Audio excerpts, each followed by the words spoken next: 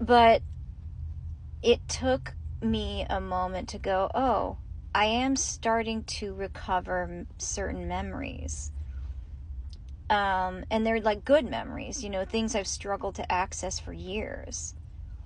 Like, I guess the best way I could put it is, if you have never had PTSD, one of the ways, there are many ways to explain it, but one of the ways I would explain it to a person who is curious and has never known what that's like, is that it's kind of like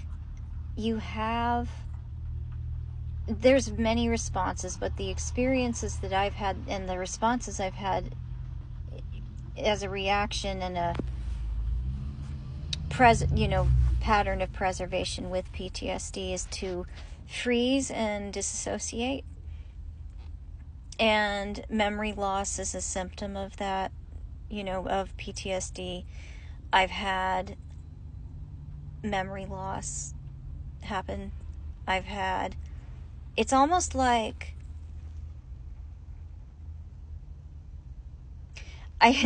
I'm sorry if I'm rambling or I'm not making a ton of sense in the most concise way. I struggle talking about this sometimes. It's a little rough, but I will say this.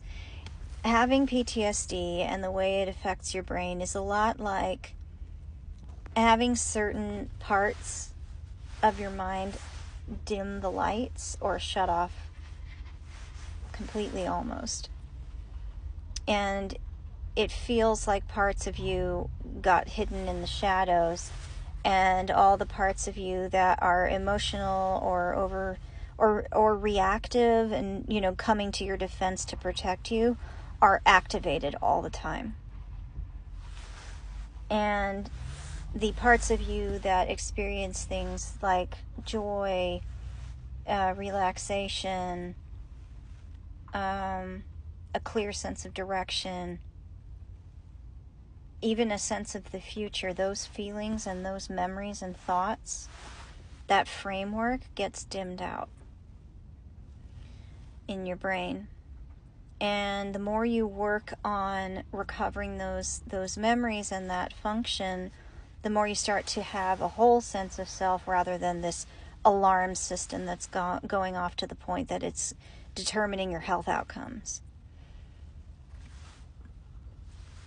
And so you end up recovering a more balanced sense of self when you do the work under the right kind of treatment, of course.